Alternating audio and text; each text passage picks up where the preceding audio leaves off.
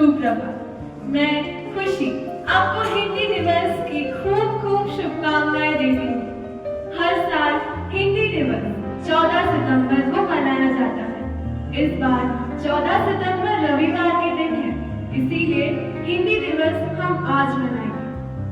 दोस्तों, स्वभाषा के बिना राष्ट्र का विकास संभव नहीं है।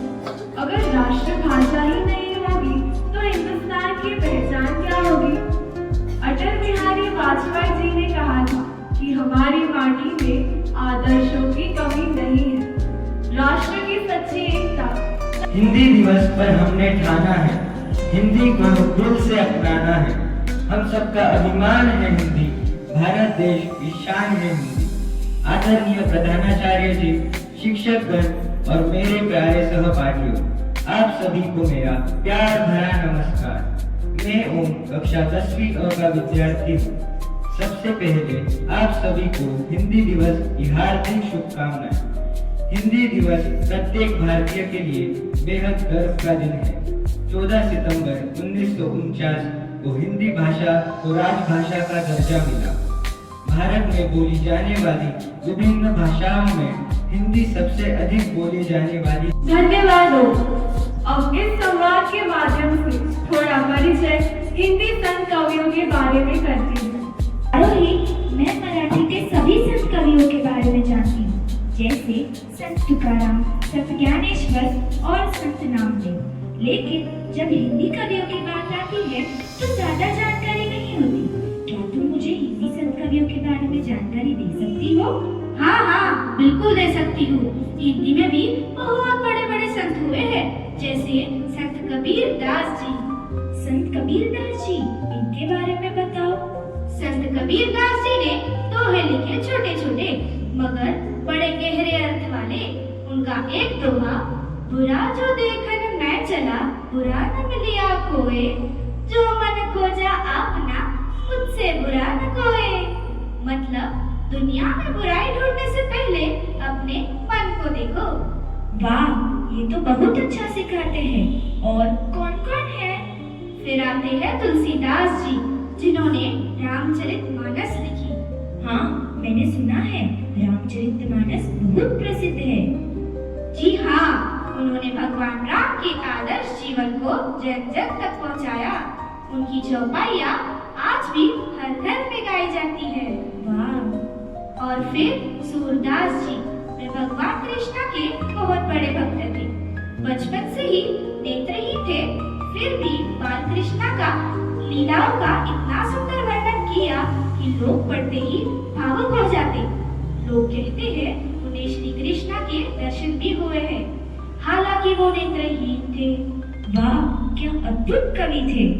हाँ, तुम जानती हो मीराबाई को? वे कृष्ण की अनन्य साधारण भक्त थी।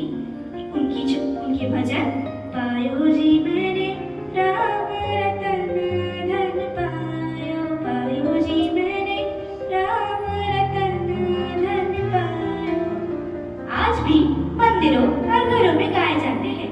इसका अर्थ है संसार की धन दौलत किसी काम की नहीं, परंतु भगवान की भक्ति प्रार्थना ही असली धन है, असली रत्न है। अत्यंत मधुर। अरे, ये तो सचमुच कमाल है। हिंदी के कवियों ने भी लोगों को भक्ति, प्रेम और सच्चाई का संदेश दिया है। हाँ रत्या, यही तो बात है। हम मराठी और हिंदी दोनों कवियों से सीख लेनी चाहिए, क्योंकि प्रेम और भक्ति का मार्ग दिखाते हैं। धन्यवाद। आज आपके सामने तुम कब तक मुझको रोकोगे? ये कविता प्रस्तुत करने जा रहा हूँ।